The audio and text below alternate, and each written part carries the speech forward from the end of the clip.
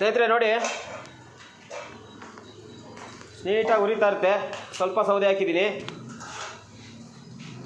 ಈ ಥರ ಉರಿತಾ ಇರುತ್ತೆ. ಸೌದೆ ಹಾಕಲ್ಪಟ್ಟಿದೆ.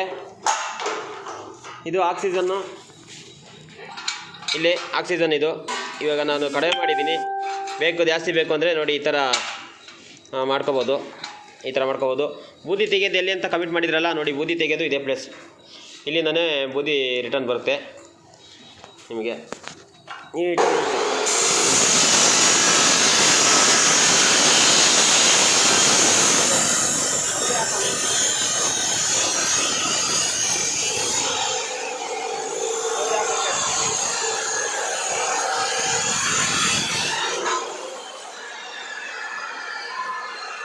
ಚೆನ್ನಾಗಿರುತ್ತೆ. ಬೇಕಾದವರು ಸಂಪರ್ಕಿಸಿ.